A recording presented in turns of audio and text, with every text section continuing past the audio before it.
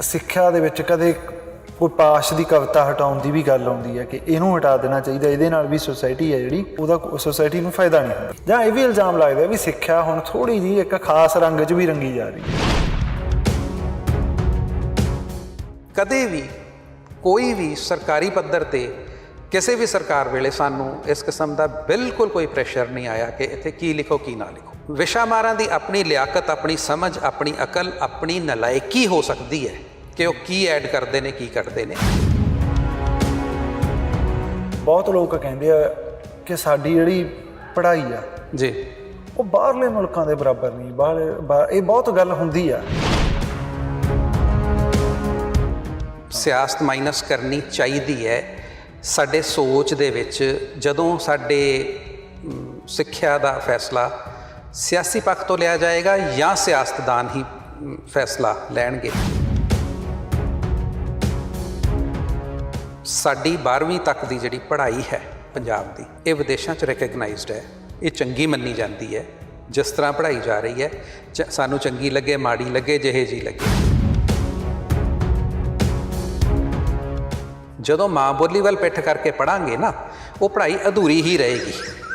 ਜਦੋਂ ਮਾਂ ਬੋਲੀ ਦੇ ਵਿੱਚ ਬੇਸਿਕ ਪੜ੍ਹਾਈ ਕਰਕੇ ਫਿਰ ਉਸ ਤੋਂ ਬਾਅਦ ਹੋਰ ਭਾਸ਼ਾਵਾਂ ਸਿੱਖਾਂਗੇ ਤੇ ਫਿਰ ਅਸੀਂ ਉਹਨਾਂ ਭਾਸ਼ਾਵਾਂ ਦੇ ਵਿੱਚ ਹੋਰ ਸਬਜੈਕਟਸ ਦਾ ਜਿਹੜਾ ਮਟੀਰੀਅਲ ਹੈ ਉਹ ਪੜ੍ਹਨ ਦੇ ਯੋਗ ਹੋਵਾਂਗੇ।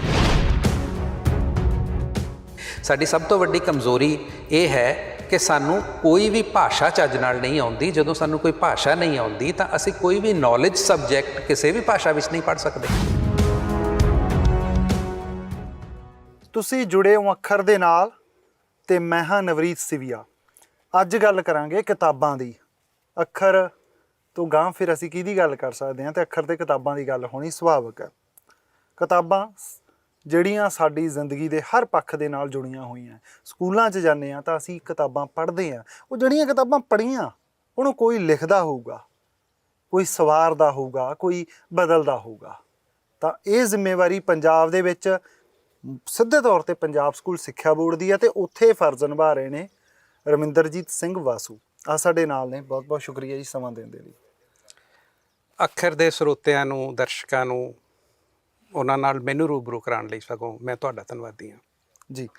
ਤੇ ਹੁਣ ਆਪਾਂ ਜੇ ਅੱਗੇ ਸਵਾਲਾਂ 'ਤੇ, ਤਾਂ ਇਹ ਪਹਿਲੀ ਗੱਲ ਆ ਕਿ ਕਿਤਾਬਾਂ ਲਿਖੀਆਂ ਜਾਂਦੀਆਂ ਜੀ, ਉਹਨਾਂ ਨੂੰ ਅੱਗੇ ਫਿਰ ਰੌਲੇ ਜਿਹੜੇ ਵੱਧ ਸੁਣੇ ਕਿਤਾਬਾਂ ਲਿਖਣ ਨੂੰ, ਇਹ ਸੁਣੇ ਵਿਆ ਵੀ ਐਤਕੀ ਕਿਤਾਬਾਂ ਲੇਟ ਹੋ ਗਈਆਂ, ਐਤਕੀ ਖਰਾਬ ਹੋ ਗਈਆਂ, ਐਤਕੀ ਫਲਾਨੀ ਵਜ੍ਹਾ ਨਾਲ ਖਰਾਬ ਹੋ ਗਈ। ਉਹਨਾਂ ਦੇ ਕਾਰਨ ਬਦਲਦੇ ਰਹਿੰਦੇ, ਪਰ ਇਹੋ ਜਿਹੇ ਰੌਲੇ ਹੀ ਕਿਤਾਬਾਂ ਦੇ ਨਾਲ ਜ਼ਿਆਦਾ ਜੁੜੇ ਹੁੰਦੇ ਆ। ਪਰ ਜੇ ਅਸੀਂ ਗੱਲ ਕਰੀਏ ਵੀ ਇਹ ਕਿਤਾਬਾਂ ਲਿਖਣ ਦੀ ਲੋੜ ਕਿਉਂ ਹੁੰਦੀ ਹੈ, ਹੋਰ ਤਾਂ ਕਿਸੇ ਜ਼ਿੰਦਗੀ ਦੇ ਵਿੱਚ ਕਿਤਾਬਾਂ ਲਿਖੀਆਂ ਹੀ ਨਹੀਂ ਜਾਂਦੀਆਂ। ਟੈਕਸਟ ਬੁੱਕ ਜਿਹਨੂੰ ਆਪਾਂ ਕਹਿ ਦਿੰਦੇ, ਇਹ ਕਿਉਂ ਲਿਖੀਆਂ? ਪਾਠ ਪੁਸਤਕਾਂ, ਹਾਂ ਬਿਹਤਰ ਹੈ ਪਾਠ ਪੁਸਤਕਾਂ ਕਹਿ ਲਈਏ ਜੀ। ਨਵਰੀਤ ਜੀ ਦੇਖੋ, ਦੋ ਪੱਖ ਮੈਂ ਪਹਿਲਾਂ ਇੱਕ ਬੜਾ ਸਪਸ਼ਟ ਕਰ ਦਿਆਂ। ਕਿਤਾਬਾਂ ਦੇ ਰੌਲੇ ਜਾਂ ਕਿਸੇ ਵੀ ਗੱਲ ਦੇ ਰੌਲੇ ਇਸ ਕਰਕੇ ਪੈਂਦੇ ਨੇ ਕਿਉਂਕਿ ਅਸੀਂ ਜਿਹੜੇ ਹਰ ਫੀਲਡ ਹੈ ਉਹ ਅਸੀਂ ਉਹਦੇ ਵਿੱਚੋਂ ਸ਼ਾਇਦ ਸਿਆਸਤ ਕੱਢਣ ਦੀ ਕੋਸ਼ਿਸ਼ ਕਰਦੇ ਹਾਂ ਜਾਂ ਸਿਆਸਤ ਉਸ ਫੀਲਡ ਨੂੰ ਗਾਈਡ ਕਰ ਰਿਹਾ ਹੁੰਦਾ ਹੈ। ਜੇ ਸਿੱਖਿਆ ਦੇ ਖੇਤਰ ਨੂੰ ਸਿਆਸਤ ਗਾਈਡ ਕਰੇਗੀ ਤਾਂ ਰੌਲੇ ਹੀ ਪੈਣਗੇ, ਹੋਰ ਕੁਛ ਨਹੀਂ ਹੋਣਾ। ਸਮਾਜਿਕ ਖੇਤਰ ਨੂੰ ਸਿਆਸਤ ਗਾਈਡ ਕਰੇਗੀ ਤਾਂ ਰੌਲੇ ਹੀ ਪੈਣਗੇ। ਸੋ ਇਹ ਕਿਤਾਬਾਂ ਵਾਲਾ ਮਸਲਾ ਜਾਂ ਰੌਲੇ ਵਾਲਾ ਮਸਲਾ ਜਿਹੜਾ ਹੈ ਉਹਨੂੰ ਇੱਕ ਪਾਸੇ ਰੱਖ ਦਿਓ। ਜੇ ਆਪਾਂ ਸਿੱਖਿਆ ਦੇ ਖੇਤਰ ਦੀ ਜਾਂ ਪਾਠ ਪੁਸਤਕਾਂ ਦੀ ਗੱਲ ਕਰਨੀ ਹੈ, ਕੋਈ ਸੋਝੀ ਦੀ ਗੱਲ ਕਰਨੀ ਹੈ, ਸਮਝ ਦੀ ਕਰਨੀ ਹੈ, ਸਾਰੇ ਸਮਾਜ ਦੀ ਕਰਨੀ ਹੈ, ਕਿਉਂਕਿ ਸਾਡੇ ਕੋਲ ਜਿਹੜਾ ਸਿਆਸੀ ਸਿਸਟਮ ਹੈ ਉਹਦਾ ਭਾਵ ਤਾਂ ਹੈ ਸਵੈ ਨੂੰ ਪਾਵਰ 'ਚ ਰੱਖਣਾ, ਅਤੇ ਇਹ ਸਮਾਜਿਕ ਸਿਸਟਮ ਦਾ ਜਾਂ ਸਿੱਖਿਆ ਦਾ ਜਿਹੜਾ ਮਨੋਰਥ ਕਦੇ ਵੀ ਨਹੀਂ ਹੁੰਦਾ।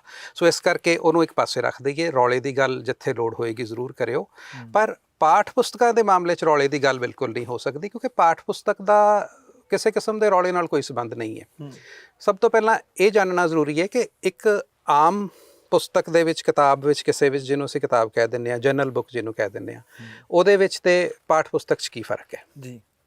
ਸਕੂਲ ਲੈਵਲ 'ਤੇ ਜਦੋਂ ਸਾਡੇ ਵਿਦਿਆਰਥੀ ਪੜ੍ਹਦੇ ਨੇ ਉਦੋਂ ਇੱਕ ਪਾਠ ਪੁਸਤਕ ਸਿਰਫ ਉਦੋਂ ਤਿਆਰ ਕੀਤੀ ਜਾਂਦੀ ਹੈ।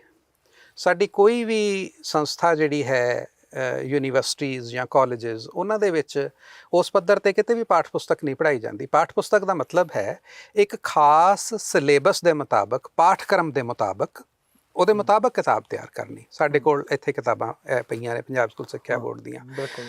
ਹੁਣ ਇਹਦੇ ਵਿੱਚੋਂ ਇਹ ਇੱਕ ਸਿਲੇਬਸ ਨੂੰ ਸਾਹਮਣੇ ਰੱਖ ਕੇ ਲਿਖੀਆਂ ਗਈਆਂ ਨੇ, ਕਿਉਂਕਿ ਜਿਹੜਾ ਸਕੂਲ ਲੈਵਲ ਹੈ, ਵਿਦਿਆਰਥੀ ਨੇ ਜਦੋਂ ਪੜ੍ਹਾਈ ਸ਼ੁਰੂ ਕਰਨੀ ਹੈ ਤਾਂ ਉਹ ਇੱਕ ਖਾਸ ਚੈਨਲਾਈਜ਼ਡ ਹੁੰਦੀ ਹੈ ਕਿ ਉਹਨੂੰ ਇਹ ਪੜ੍ਹਾਉਣਾ ਇਹ ਪੜ੍ਹਾਉਣਾ।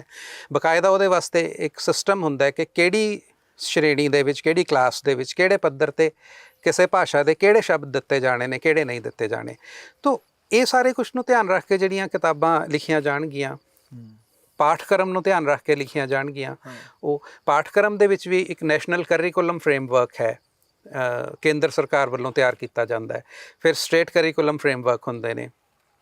ਇੱਕ ਖਾਕਾ ਤਿਆਰ ਕੀਤਾ ਜਾਂਦਾ ਹੈ ਕਿ ਕਿਸ ਕਿਸਮ ਦਾ ਪਾਠਕ੍ਰਮ ਰੱਖਿਆ ਜਾਏ। ਤਾਂ ਉਹਦੇ ਮੁਤਾਬਕ ਜਿਹੜੀਆਂ ਕਿਤਾਬਾਂ ਤਿਆਰ ਹੋਣਗੀਆਂ ਉਹ ਪਾਠ ਪੁਸਤਕਾਂ ਹੋਣਗੀਆਂ, ਉਹ ਹੋਰ ਕਿਸੇ ਲੈਵਲ 'ਤੇ ਨਹੀਂ ਹੁੰਦੀਆਂ। ਸੋ ਇਹਨਾਂ ਦਾ ਮੁਹਾਂਦਰਾ ਬਿਲਕੁਲ ਵੱਖਰਾ ਹੁੰਦਾ ਹੈ। ਤੁਸੀਂ ਵੀ ਤਿਆਰ ਕੀਤੀਆਂ ਹੈ ਨਾ ਬਹੁਤ ਕਿਤਾਬਾਂ ਜਿਹੜੀਆਂ ਲਿਖੀਆਂ ਗਈਆਂ, ਜਿਹੜੀਆਂ ਬੱਚਿਆਂ ਨੂੰ ਹੁਣ ਪੜ੍ਹਾਈਆਂ ਜਾ ਵੀ ਰਹੀਆਂ ਤੇ ਜਾਣਗੀਆਂ ਵੀ ਹੈ ਨਾ, ਆਉਣ ਵਾਲੀਆਂ ਵੀ ਹੈਗੀਆਂ। ਪਰ ਜੋ ਪੜ੍ਹਾਇਆ ਜਾ ਰਿਹਾ ਸੀ ਤੁਹਾਨੂੰ ਲੱਗਿਆ ਉਹਦੇ 'ਚ ਇਹੋ ਜਿਹੀ ਕੀ ਗੱਲ ਸੀ ਵੀ ਤੁਹਾਨੂੰ ਲੱਗਿਆ ਵੀ ਯਾਰ ਨਹੀਂ, ਚੇਂਜ ਹੋਣੀ ਚਾਹੀਦੀ ਹੈ ਚੀਜ਼?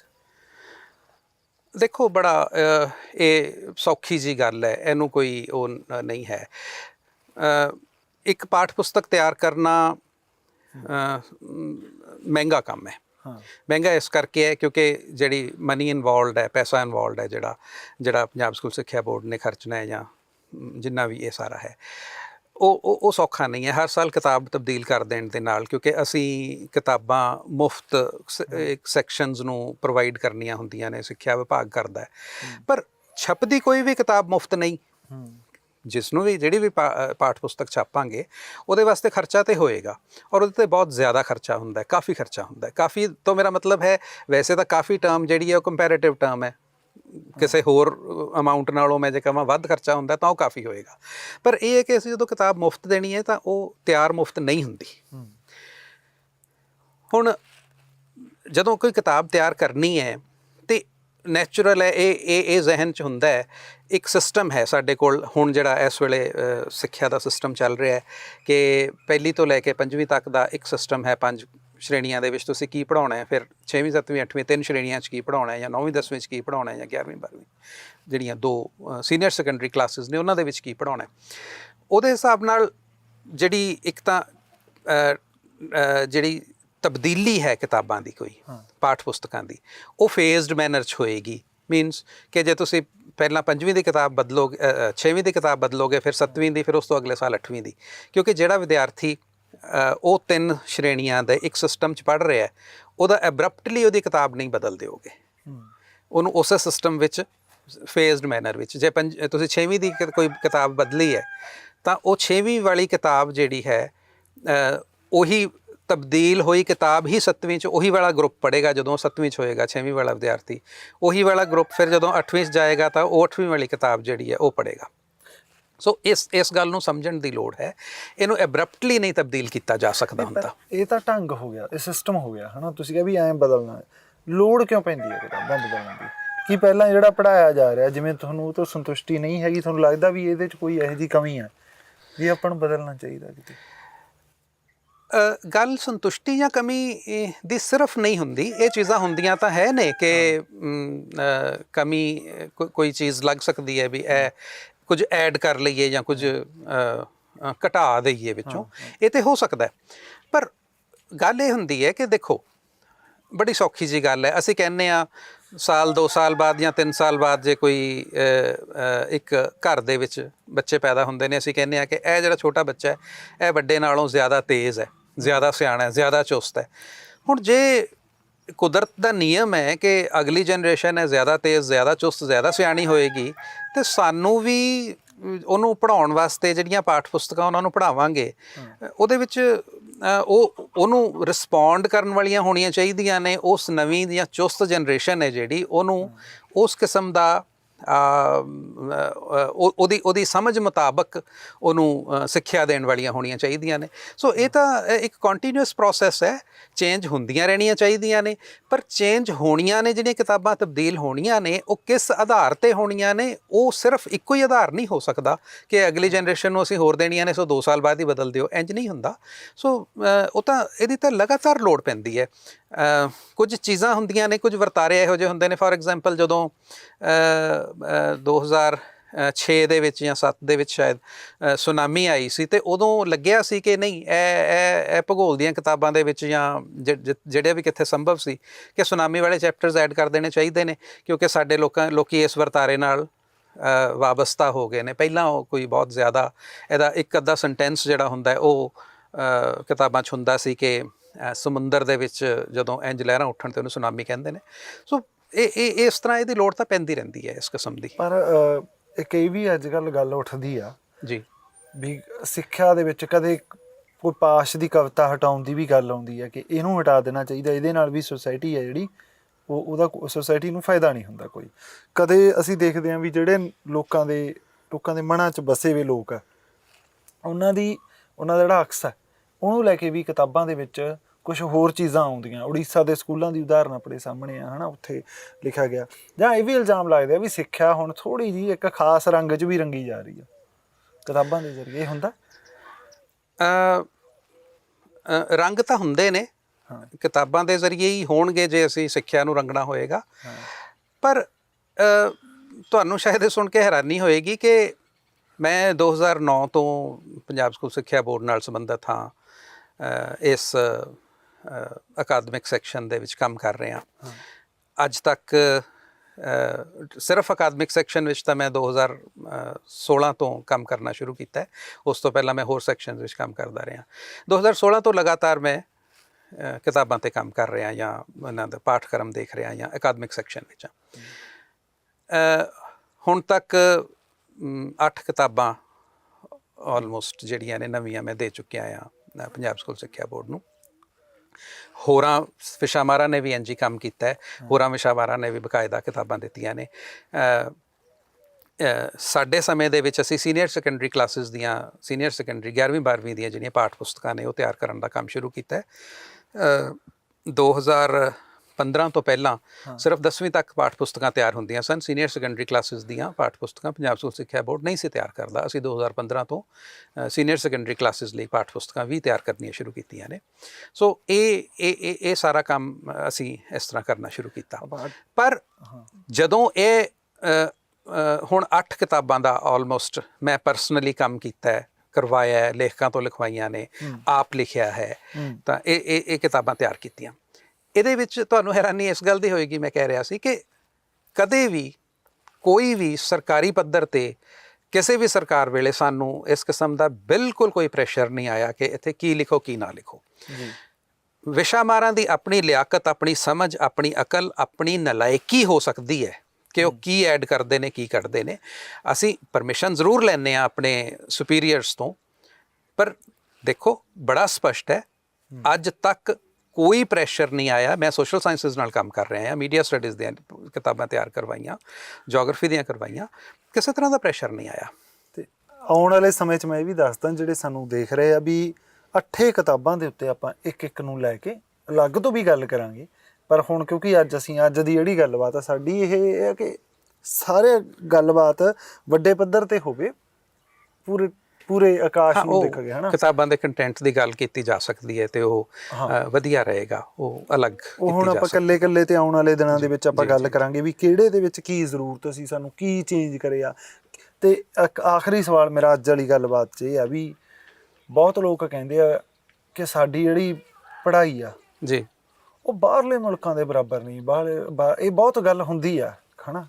ਮਾਪੇ ਜਿਹਨਾਂ ਦੇ ਜਵਾਕ ਪੜ੍ਹਦੇ ਆ ਉਹ ਤਾਂ ਅਕਸਰ ਹੀ ਕਹਿੰਦੇ ਆ ਇਹ ਕਿਉਂ ਆ, ਕੀ ਇਹਦੇ 'ਚ ਕਿਤਾਬ ਜੇ ਹੈ ਤਾਂ ਕਿਉਂ ਆ, ਜੇ ਨਹੀਂ ਤਾਂ ਫਿਰ ਰੌਲਾ ਕਿਉਂ ਆ। ਅਤੇ ਇਹ ਵੀ ਹੈ ਵੀ ਇਹ 'ਚ ਜੇ ਹੋਰ ਵੀ ਅਸੀਂ ਅੱਗੇ ਲੈ ਕੇ ਜਾਣਾ ਕੋਈ ਵੀ ਚੀਜ਼, ਕਿਤੇ ਇਹ ਤਾਂ ਹੈ ਨਹੀਂ ਵੀ ਪੂਰੀ ਹੋ ਜਾਣੀ ਹੈ। ਜੇ ਉਹਨੂੰ ਹੋਰ ਅੱਗੇ ਲੈ ਕੇ ਜਾਣਾ, ਕਿਤਾਬਾਂ ਦਾ ਰੋਲ ਕੀ ਹੈ ਐਜੂਕੇਸ਼ਨ ਸਿਸਟਮ ਨੂੰ ਹੋਰ ਬੈਟਰ ਬਣਾਉਣ ਦੇ ਵਿੱਚ।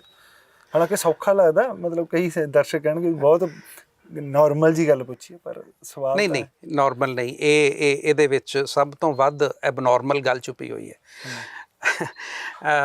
ਦੇਖੋ, ਆਪਾਂ ਜਦੋਂ ਗੱਲਬਾਤ ਸ਼ੁਰੂ ਕੀਤੀ ਸੀ, ਮੈਂ ਸਭ ਤੋਂ ਪਹਿਲਾਂ ਕਿਹਾ ਸੀ ਕਿ ਇਹਦੇ ਵਿੱਚੋਂ ਸਿਆਸਤ ਮਾਈਨਸ ਕਰਨੀ ਪਏਗੀ। ਠੀਕ ਹੈ, ਸਿਆਸਤ ਮਾਈਨਸ ਕਰਨੀ ਚਾਹੀਦੀ ਹੈ ਸਾਡੇ ਸੋਚ ਦੇ ਵਿੱਚ। ਜਦੋਂ ਸਾਡੇ ਸਿੱਖਿਆ ਦਾ ਫੈਸਲਾ ਸਿਆਸੀ ਪੱਖ ਤੋਂ ਲਿਆ ਜਾਏਗਾ ਜਾਂ ਸਿਆਸਤਦਾਨ ਹੀ ਫੈਸਲਾ ਲੈਣਗੇ। ਦੇਖੋ ਕਿਸੇ ਵੀ ਸਿਆਸੀ ਅਹੁਦੇ ਵਾਸਤੇ ਮੂਲ ਸਿੱਖਿਆ ਕੋਈ ਨਹੀਂ ਰੱਖੀ ਗਈ। ਸੋ ਸਿੱਖਿਆ ਨੂੰ ਗਾਈਡ ਕਰਨ ਵਾਸਤੇ ਸਿਆਸਤਦਾਨ ਇਹ ਆਪਣੇ ਆਪ 'ਚ ਹੀ ਸਪਸ਼ਟ ਹੋਣਾ ਚਾਹੀਦਾ ਹੈ ਕਿ ਇਹ ਗਲਤ ਹੈ, ਇਹ ਕੰਬੀਨੇਸ਼ਨ ਨਹੀਂ ਬਣਨਾ ਚਾਹੀਦਾ। ਜਿੱਥੇ ਕਿਤੇ ਇਹ ਬਣੇਗਾ, ਜਿੱਥੇ ਕਿਤੇ ਸਿਆਸੀ ਜਵਾਬ ਲੱਭਣੇ ਚਾਹਾਂਗੇ ਸਿੱਖਿਆ 'ਚੋਂ, ਉਹ ਉੱਥੇ ਰੌਲਾ ਹੀ ਪਏਗਾ, ਖਰਾਬੀ ਹੀ ਹੋਏਗੀ, ਪੜ੍ਹਨ ਪੜ੍ਹਾਉਣ ਵਾਲਿਆਂ ਦਾ ਨੁਕਸਾਨ ਹੋਏਗਾ, ਸਿਆਸਤ ਦਾ ਕੋਈ ਨੁਕਸਾਨ ਨਹੀਂ ਹੋਣਾ ਜੀ। ਗੱਲ ਜਿਹੜੀ ਤੁਸੀਂ ਪੁੱਛੀ ਹੈ ਉਹ ਇਹ ਹੈ ਕਿ ਵਿਦੇਸ਼ਾਂ ਦੇ ਮੁਕਾਬਲੇ ਇੱਕ ਗੱਲ ਵੱਲ ਗੌਰ ਕਰੋ। ਸਾਡੀ 12ਵੀਂ ਤੱਕ ਦੀ ਜਿਹੜੀ ਪੜ੍ਹਾਈ ਹੈ ਪੰਜਾਬ ਦੀ, ਇਹ ਵਿਦੇਸ਼ਾਂ 'ਚ ਰੈਕਗਨਾਈਜ਼ਡ ਹੈ, ਇਹ ਚੰਗੀ ਮੰਨੀ ਜਾਂਦੀ ਹੈ। ਜਿਸ ਤਰ੍ਹਾਂ ਪੜ੍ਹਾਈ ਜਾ ਰਹੀ ਹੈ, ਸਾਨੂੰ ਚੰਗੀ ਲੱਗੇ ਮਾੜੀ ਲੱਗੇ ਜਿਹੇ ਜੀ ਲੱਗੇ, ਉਹ ਜਦੋਂ 12ਵੀਂ ਪਾਸ ਕਰਕੇ ਅਸੀਂ ਇੱਥੇ ਕੋਈ ਵੀ ਚੰਗਾ ਫਿਊਚਰ ਨਾ ਦੇਖ ਕੇ ਜਾਂ ਸ਼ੌਕੀਆ ਤੌਰ 'ਤੇ ਅਸੀਂ ਜਦੋਂ ਆਪਣੇ ਵਿਦਿਆਰਥੀਆਂ ਨੂੰ ਬਾਹਰ ਨੂੰ ਤੋਰਦੇ ਹਾਂ, ਸਾਡੀ ਉਹ 12ਵੀਂ ਦੀ ਪੜ੍ਹਾਈ ਉਹ ਦੁਬਾਰਾ ਨਹੀਂ ਕਰਾਉਂਦੇ ਵਿਦੇਸ਼। ਇਹ ਰੈਕਗਨੀਸ਼ਨ ਹੈ। ਸਕੂਲ ਲੈਵਲ ਦੀ ਐਜੂਕੇਸ਼ਨ ਜਿਹੜੀ ਹੈ ਉਹਦੀ ਰੈਕਗਨੀਸ਼ਨ ਹਲੇ ਵੀ ਵਿਦੇਸ਼ਾਂ ਵਿੱਚ ਹੈ। ਇਹ ਗੱਲ ਮੈਂ ਉਹਨਾਂ ਵਾਸਤੇ ਕਹਿ ਰਿਹਾ ਜਿਨ੍ਹਾਂ ਨੇ ਇਹ ਮੁਕਾਬਲਾ ਕਰਨਾ ਹੋਵੇ ਕਿ ਸਾਡੀ ਇੱਥੋਂ ਦੀ ਪੜ੍ਹਾਈ ਅਤੇ ਬਾਹਰਲੀ ਪੜ੍ਹਾਈ ਦੇ ਵਿੱਚ ਕੀ ਫ਼ਰਕ ਹੈ। ਜਿਹੜੀ 12ਵੀਂ ਤੋਂ ਬਾਅਦ ਦੀ ਪੜ੍ਹਾਈ ਹੈ, ਜੇ ਉਹ ਕਰਕੇ ਸਾਡੇ ਵਿਦਿਆਰਥੀ ਬਾਹਰ ਜਾਂਦੇ ਨੇ ਅਤੇ ਉਹਨਾਂ ਨੂੰ ਦੁਬਾਰਾ ਤੋਂ ਕੁਝ ਪੜ੍ਹਾਈ ਕਰਕੇ ਉਸ ਲੈਵਲ 'ਤੇ ਆਉਣਾ ਪੈਂਦਾ ਹੈ, ਉਸ ਪੱਧਰ 'ਤੇ ਆਉਣਾ ਪੈਂਦਾ। ਜੇ ਗ੍ਰੈਜੂਏਸ਼ਨ ਕਰਕੇ ਕੋਈ ਗਿਆ ਹੈ ਤਾਂ ਉੱਥੇ ਕਿਹਾ ਜਾਏਗਾ ਕਿ ਤੁਸੀਂ ਸਾਲ ਦਾ 2 ਸਾਲ ਦਾ ਕੋਈ ਸਰਟੀਫਿਕੇਟ ਕੋਰਸ ਕਰੋ ਜਾਂ ਕੁਝ ਹੋਰ ਕਰੋ ਤਾਂ ਅਸੀਂ ਤੁਹਾਨੂੰ ਗ੍ਰੈਜੂਏਟ ਮੰਨਾਂਗੇ। ਇਸ ਤਰ੍ਹਾਂ ਦੀਆਂ ਗੱਲਾਂ ਵੀ ਨੇ। ਕੁਝ ਕੋਰਸਿਸ ਸਾਡੇ ਇਹੋ ਜਿਹੇ ਵੀ ਨੇ ਜਿਨ੍ਹਾਂ ਨੂੰ ਐਜ਼ ਇਟ ਇਜ਼ ਗ੍ਰੈਜੂਏਸ਼ਨ ਦੇ ਕੋਰਸਿਸ ਨੂੰ ਵੀ ਬਾਹਰ ਪੂਰੀ ਮਾਨਤਾ ਹੈ। ਸੋ ਇਹ ਸਾਡੇ ਕੋਲ ਇੱਥੇ ਰੁਜ਼ਗਾਰ ਦੇ ਵਸੀਲੇ ਨਹੀਂ ਹੈਗੇ, ਜਾਂ ਇੱਥੇ ਪੜ੍ਹ ਕੇ ਜਾਂ ਜਿਸ ਤਰ੍ਹਾਂ ਦੀ ਪੜ੍ਹਾਈ ਅਸੀਂ ਕਰਾ ਰਹੇ ਹਾਂ ਅਤੇ ਜਿਸ ਤਰ੍ਹਾਂ ਦੇ ਵਿਦਿਆਰਥੀ ਪੜ੍ਹ ਰਹੇ ਨੇ, ਇੱਕ ਬੇਸਿਕ ਗੱਲ ਦਾ ਧਿਆਨ ਰੱਖੋ। ਸਾਡੇ ਵਿਦਿਆਰਥੀ ਆਪਣੀ ਮਾਂ ਬੋਲੀ ਦੇ ਵੱਲ ਪਿੱਠ ਕਰਕੇ ਪੜ੍ਹਨਾ ਚਾਹੁੰਦੇ ਨੇ, ਔਰ ਸਾਡਾ ਐਜੂਕੇਸ਼ਨ ਸਿਸਟਮ ਇਹਨੂੰ ਉਤਸ਼ਾਹਿਤ ਵੀ ਕਰ ਰਿਹਾ ਹੈ। ਜਦੋਂ ਮਾਂ ਬੋਲੀ ਵੱਲ ਪਿੱਠ ਕਰਕੇ ਪੜ੍ਹਾਂਗੇ ਨਾ, ਉਹ ਪੜ੍ਹਾਈ ਅਧੂਰੀ ਹੀ ਰਹੇਗੀ। ਜਦੋਂ ਮਾਂ ਬੋਲੀ ਦੇ ਵਿੱਚ ਬੇਸਿਕ ਪੜ੍ਹਾਈ ਕਰਕੇ ਫਿਰ ਉਸ ਤੋਂ ਬਾਅਦ ਹੋਰ ਭਾਸ਼ਾਵਾਂ ਸਿੱਖਾਂਗੇ ਅਤੇ ਫਿਰ ਅਸੀਂ ਉਹਨਾਂ ਭਾਸ਼ਾਵਾਂ ਦੇ ਵਿੱਚ ਹੋਰ ਸਬਜੈਕਟਸ ਦਾ ਜਿਹੜਾ ਮਟੀਰੀਅਲ ਹੈ ਉਹ ਪੜ੍ਹਨ ਦੇ ਯੋਗ ਹੋਵਾਂਗੇ। ਸਾਡੀ ਸਭ ਤੋਂ ਵੱਡੀ ਕਮਜ਼ੋਰੀ ਇਹ ਹੈ ਕਿ ਸਾਨੂੰ ਕੋਈ ਵੀ ਭਾਸ਼ਾ ਚੱਜ ਨਾਲ ਨਹੀਂ ਆਉਂਦੀ। ਜਦੋਂ ਸਾਨੂੰ ਕੋਈ ਭਾਸ਼ਾ ਨਹੀਂ ਆਉਂਦੀ ਤਾਂ ਅਸੀਂ ਕੋਈ ਵੀ ਨੌਲੇਜ ਸਬਜੈਕਟ ਕਿਸੇ ਵੀ ਭਾਸ਼ਾ ਵਿੱਚ ਨਹੀਂ ਪੜ੍ਹ ਸਕਦੇ, ਸਮਝ ਸਕਦੇ ਉਹਨੂੰ। ਅਸੀਂ ਕਿਸੇ ਸ਼ਬਦ ਦਾ, ਵਾਕ ਦਾ, ਕਿਸੇ ਕੌਨਸੈਪਟ ਦਾ, ਸਿਧਾਂਤ ਨੂੰ ਜੇ ਸਮਝਣਾ ਹੋਵੇ ਤਾਂ ਸਾਨੂੰ ਬੇਸਿਕਲੀ ਭਾਸ਼ਾ ਆਉਣੀ ਚਾਹੀਦੀ ਹੈ, ਕਿਉਂਕਿ ਕਿਸੇ ਨਾ ਕਿਸੇ ਭਾਸ਼ਾ 'ਚ ਹੀ ਲਿਖਿਆ ਹੋਏਗਾ ਨਾ ਉਹ। ਸਾਡੀ ਸਮੱਸਿਆ ਇਹ ਹੈ ਕਿ ਅਸੀਂ ਭਾਸ਼ਾ ਪ੍ਰਤੀ ਬੜੇ ਅਵੇਸਲੇ ਹੋ ਗਏ ਹਾਂ। ਜੇ ਅਸੀਂ ਆਪਣੀ ਬੋਲੀ ਪ੍ਰਤੀ, ਮਾਂ ਬੋਲੀ ਨਹੀਂ ਆਉਂਦੀ ਤਾਂ ਕੋਈ ਹੋਰ ਨਹੀਂ ਆਏਗੀ। ਇਹ ਵੀ ਬੜੀ ਪੱਕੀ ਗੱਲ ਹੈ ਔਰ ਇਹਦੇ ਵਾਸਤੇ ਕੋਈ ਦੋ ਰਾਏ ਨਹੀਂ ਹੈ। ਤਾਂ ਜਦੋਂ ਸਾਨੂੰ ਭਾਸ਼ਾ ਹੀ ਨਹੀਂ ਆਉਂਦੀ, ਜਿਹਦੇ ਵਿੱਚ ਕੋਈ ਕਿਤਾਬ ਲਿਖੀ ਹੋਈ ਹੈ, ਪਾਠ ਪੁਸਤਕ ਲਿਖੀ ਹੋਈ ਹੈ, ਕੋਈ ਗੱਲ ਕਹੀ ਹੋਈ ਹੈ ਕਿਸੇ ਨੇ, ਅਤੇ ਅਸੀਂ ਉਹਨੂੰ ਸਮਝ ਨਹੀਂ ਸਕਾਂਗੇ। ਤਾਂ ਇਹ ਸਮੱਸਿਆ ਬੇਸਿਕਲੀ ਸਾਡੇ ਕੋਲ ਆਈ ਹੈ। ਸਿੱਖਿਆ ਦਾ, ਵਿੱਦਿਆ ਦਾ ਜਿਹੜਾ ਕਿਤਾਬ ਦਾ, ਗੱਲ ਦਾ, ਕਹੇ ਦਾ ਅਸਰ ਮਨੁੱਖ ਦੇ ਅੰਦਰੋਂ ਹੋ ਕੇ ਜਦੋਂ ਬਾਹਰ ਆਉਣਾ, ਉਹ ਜੋ ਮਨੁੱਖ ਜੋ ਕਰ ਰਿਹਾ, ਜੋ ਕਹਿ ਰਿਹਾ, ਕਿਸ ਤਰ੍ਹਾਂ ਦਾ ਮਨੁੱਖ ਹੈ, ਜੇ ਉਹ ਭਾਸ਼ਾ ਪ੍ਰਤੀ ਵੇਸਲਾ ਤੇ ਫਿਰ ਤੇ ਉਹਦੀ ਗੱਲ ਦਾ ਨਾ ਉਹਨੂੰ ਗੱਲ ਸਮਝ ਆਉਣੀ ਹੈ, ਨਾ ਉਹਨੂੰ ਗੱਲ ਸਮਝਾਉਣੀ ਆਉਣੀ ਹੈ। ਸੋ ਇਹ ਇਸ ਤਰ੍ਹਾਂ ਦੀਆਂ ਸਮੱਸਿਆਵਾਂ ਨੇ। ਇਹ ਨਹੀਂ ਕਿਹਾ ਜਾ ਸਕਦਾ ਕਿ ਵਿਦੇਸ਼ ਦੇ ਮੁਕਾਬਲੇ ਇੱਥੇ ਦੀ ਪੜ੍ਹਾਈ ਜਿਹੜੀ ਹੈ ਉਹ ਕੋਈ ਬਹੁਤਾ ਉਹ ਹੈ। ਰਾਦਰ ਇਹ ਗੱਲ ਧਿਆਨ ਰੱਖੋ ਕਿ ਸਾਡੇ ਵਿਦਿਆਰਥੀਆਂ ਨੂੰ ਜਿਵੇਂ ਪਹਿਲੀ ਤੋਂ ਲੈ ਕੇ 10ਵੀਂ ਤੱਕ ਮੈਥਮੈਟਿਕਸ ਜ਼ਰੂਰੀ ਪੜ੍ਹਾਇਆ ਜਾਂਦਾ ਹੈ, ਇਹ ਵਿਦੇਸ਼ਾਂ ਵਿੱਚ ਨਹੀਂ ਹੈਗਾ। ਉਹਨਾਂ ਦੇ ਜਿਹੜੇ ਵਿਦਿਆਰਥੀ ਹੁੰਦੇ ਨੇ, ਬੱਚੇ ਤੋਂ ਜਦੋਂ ਵਿਦਿਆਰਥੀ ਬਣਦੇ ਨੇ, ਸਕੂਲ ਵਿੱਚ ਜਾਂਦੇ ਨੇ, ਉਹਨਾਂ ਦੀਆਂ ਜਿਹੜੀਆਂ ਉਹ ਐਨਰਜੀਜ਼ ਨੇ, ਉਹ ਇੰਨੀਆਂ ਸਾਰੀਆਂ ਸਗੋਂ ਵਿਦੇਸ਼ਾਂ 'ਚ ਨਹੀਂ ਜਗਾਈਆਂ ਜਾਂਦੀਆਂ ਜਿੰਨੀਆਂ ਸਾਡੇ ਇੱਥੇ ਜਗਾਈਆਂ ਜਾਂਦੀਆਂ ਨੇ। ਸਾਡੇ ਕੋਲ ਸਕੂਲ ਲੈਵਲ 'ਤੇ ਵਿਦਿਆਰਥੀਆਂ ਦੇ ਉੱਤੇ ਜ਼ਿਆਦਾ ਪ੍ਰੈਸ਼ਰ ਹੈ ਐਜ਼ ਅ ਸਟੂਡੈਂਟ, ਅਤੇ ਉਹ ਜ਼ਿਆਦਾ ਮਿਹਨਤ ਕਰਨੀ ਸਿੱਖ ਵੀ ਗਏ ਹੁੰਦੇ ਨੇ। ਇਸੇ ਕਰਕੇ ਜਦੋਂ ਹਾਇਰ ਐਜੂਕੇਸ਼ਨ ਵਾਸਤੇ ਵਿਦੇਸ਼ਾਂ 'ਚ ਜਾਂਦੇ ਨੇ, ਉਹ ਜ਼ਿਆਦਾ ਕਾਮਯਾਬ ਰਹਿੰਦੇ ਨੇ। ਸੋ ਉਹਨਾਂ ਦਾ ਬੇਸ ਇੱਥੇ ਬਣਿਆ ਹੋਵੇ ਤਾਂ। ਸੋ ਇਹ ਹੈ। ਪਰ ਇਹ ਇਸ ਤਰ੍ਹਾਂ ਦਾ ਮੁਕਾਬਲਾ ਜਿਹੜਾ ਹੈ ਉਹ ਆਪਾਂ ਕਰਦੇ ਤਾਂ ਹਾਂ, ਪਰ ਹਰ ਸਿਸਟਮ ਦਾ ਆਪਣਾ ਤਰੀਕਾ ਹੈ। ਇਹਨਾਂ ਦਾ ਆਪਸੀ ਮੁਕਾਬਲਾ ਇਸ ਤਰ੍ਹਾਂ ਨਹੀਂ ਕੀਤਾ ਜਾ ਸਕਦਾ ਜਿਵੇਂ ਅਸੀਂ ਨੰਬਰ ਦੇ ਕੇ ਕਰ ਲਈਏ ਜਾਂ ਇੰਝ ਕਰ ਲਈਏ ਕਿ ਇਹ ਵਧੀਆ ਕਿ ਇਹ ਵਧੀਆ, ਇੰਝ ਨਹੀਂ ਹੁੰਦਾ। ਹਰ ਐਸਪੈਕਟ, ਹਰ ਗੁਣ ਉੱਧਰ ਵੀ ਹੈ, ਔਰ ਗੁਣ ਉੱਧਰ ਵੀ ਨੇ, ਇੱਧਰ ਵੀ ਨੇ। ਸੋ ਇਹਨਾਂ ਨੂੰ ਜੇ ਆਪਾਂ ਆਪਸ ਵਿੱਚ ਮੁਕਾਬਲਾ ਕਰਨਾ ਹੋਵੇ ਤੇ ਹੋਰ ਪੱਖੋਂ ਦੇਖਣਾ ਪਏਗਾ, ਇਹਨਾਂ ਪੱਖਾਂ ਤੋਂ ਨਹੀਂ ਜਿਵੇਂ ਅਸੀਂ ਆਮ ਦੇਖ ਲੈਂਦੇ ਹਾਂ। ਬਹੁਤ ਧੰਨਵਾਦ ਤੁਹਾਡਾ, ਤੁਸੀਂ ਸਮਾਂ ਕੱਢਿਆ ਜੀ। ਸਗੋਂ ਤੁਹਾਡਾ ਧੰਨਵਾਦ। ਸੋ ਅੱਜ ਦੀ ਜਿਹੜੀ ਗੱਲਬਾਤ ਆ ਇਹ 'ਚ ਆਪਾਂ ਸਿਰਫ ਇੰਨੀ ਗੱਲ ਹੀ ਕਰਨੀ ਸੀ। ਆਉਣ ਵਾਲੇ ਜਿਹੜੇ ਦਿਨ ਆ ਉਹਨਾਂ 'ਚ ਤੁਸੀਂ ਦੇਖੋਗੇ ਇਸ ਸੀਰੀਜ਼ 'ਚ ਆਪਾਂ ਇਹ ਲੜੀ 'ਚ ਜਿਹੜੀਆਂ ਕਿਤਾਬਾਂ ਗੀਆਂ ਇਹਨਾਂ ਦੀਆਂ, ਉਹਨਾਂ ਕੱਲੀ ਕਿਤਾਬ ਤੇ ਗੱਲ ਕਰਾਂਗੇ। ਤੇ ਹੋਰ ਵੀ ਜੇ ਕੋਈ ਤੁਹਾਨੂੰ ਬੱਚਿਆਂ ਨੂੰ ਲੈ ਕੇ ਲੱਗੇ, ਬੱਚਿਆਂ ਦੀ ਮਾਨਸਿਕਤਾ ਨੂੰ ਸੰਬੰਧਿਤ ਕੁਛ ਲੱਗੇ, ਥੋੜਾ ਮੇਰਾ ਮੂੰਹ ਪੱਕਿਆ ਵਾ ਭਰਾਓ, ਮੈਂ ਅੱਜ ਅਟਕ ਰਿਹਾ, ਕੋਈ ਗੱਲ ਨਹੀਂ, ਅੱਜ ਬਰਦਾਸ਼ਤ ਕਰਿਓ, ਤੇ ਉਹਨੂੰ ਲੈ ਕੇ ਲੱਗੇ ਤਾਂ ਤੁਸੀਂ ਸਵਾਲ ਕਰ ਦਿਓ। ਤੁਹਾਡਾ ਬਹੁਤ ਬਹੁਤ ਧੰਨਵਾਦ। ਜਿਉਂਦੇ ਵਸਦੇ ਰਹੋ।